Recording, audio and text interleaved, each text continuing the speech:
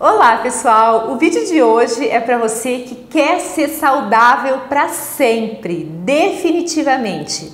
Eu selecionei 10 hábitos das pessoas incrivelmente saudáveis para que você siga no seu dia a dia e você vai ver os resultados maravilhosos que você vai ter na sua vida. Esse programa vai ser dividido em duas partes. Os 10 hábitos das pessoas incrivelmente saudáveis, parte 1 e parte 2. Então vamos iniciar com os 5 principais hábitos alimentares saudáveis para você. O primeiro deles é coma muitas frutas e vegetais. Todas as sociedades internacionais, inclusive sociedades brasileiras, recomendam que a gente consuma de 3 a 5 porções de frutas e vegetais diariamente. Por que é tão importante consumir frutas e vegetais? Porque as frutas e vegetais são ricas em vitaminas, ricas em minerais, fitoquímicos, fibras, água, elas são tudo de bom para o nosso corpo e para a nossa saúde. E quando a gente fala de frutas e vegetais, a gente não pode deixar de falar uma palavrinha que logo vem à minha cabeça, chamada variedade. Essa palavra variedade, ela é muito importante quando a gente fala do consumo de frutas e vegetais. Por quê? Todas as frutas e vegetais que a gente consome, elas devem ter uma certa rotatividade no nosso dia a dia. Se a gente come, por exemplo, mamão, banana e maçã, hoje, amanhã eu tenho que comer outras 3 frutas. Isso seria o ideal. Por quê? Porque os nutrientes que tem em um alimento, eles não têm necessariamente no outro, ou se tem em quantidades diferentes. Então essa variedade que a gente ter o máximo de vitaminas, minerais, nutrientes, é importante que a gente faça esse rodízio de frutas e vegetais, certo? Então essa é a minha dica número 1 para as pessoas incrivelmente saudáveis. O segundo item que eu separei para vocês é consuma alimentos integrais. Evite estar consumindo alimentos refinados. Que alimentos refinados são esses?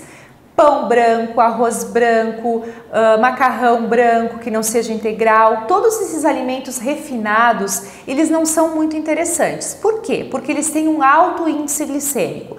Quando a gente fala de alto índice glicêmico, só para vocês entenderem um pouquinho, nós temos um órgão chamado pâncreas que ele libera insulina. Qual a função da insulina? Colocar a glicose para dentro da célula. Então ela abre uma portinha, coloca a glicose para dentro da célula e gera o quê? Energia, ATP. Essa energia é super importante para a gente estar tendo nossa vida diária, fazer as nossas atividades, então o carboidrato é super importante nesse sentido. Mas por que a gente tem que consumir alimentos integrais, não alimentos refinados? Porque esses alimentos refinados, eles fazem com que a gente eleve rapidamente a nossa glicose, tenha uma hiperglicemia e uma hipoglicemia rapidamente. Então, ele não é um carboidrato de absorção lenta, tá? E isso faz com que aconteça o que no nosso organismo? A gente sinta fome rapidamente quando a gente come esses alimentos de alto índice glicêmico e a gente tem uma grande possibilidade também de estar acumulando gordura abdominal, porque a insulina é um hormônio anabólico e normalmente há um aumento maior de gordura abdominal em função dessa ingestão exagerada de carboidratos refinados. Além disso, picos de energia que são muito variáveis, né? Então você tem uma hora muita energia, como essa glicose é muito variável, uma hora você tem muita energia, uma hora você tem pouca energia. Então essa queda de energia é bem comum também no dia a dia. Então pessoas que se queixam de cansaço e tal, muitas vezes é por conta desse consumo exagerado de carboidratos refinados, tá? Então a dica, consuma sempre alimentos integrais, ricos em fibras, certo? A outra dica que eu separei para vocês, para as pessoas incrivelmente saudáveis, é reduzir um pouquinho as quantidades de alimentos ingeridos.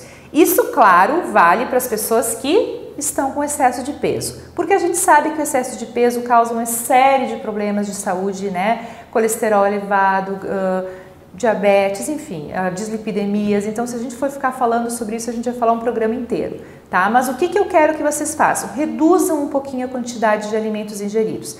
Por exemplo, se você come 2 colheres de arroz ao meio-dia, você pode comer uma. Se você come 2 conchas de feijão, você come uma. Se você bebe 2 copos de leite, você beba 1. Então vá reduzindo um pouquinho, gradativamente essa quantidade ingerida, que você vai ter muitos benefícios. Aí você vai sair do sobrepeso ou da obesidade, vai ficar com seu peso normal, e pessoas que têm peso normal, elas têm muito mais saúde do que as pessoas com peso elevado, certo?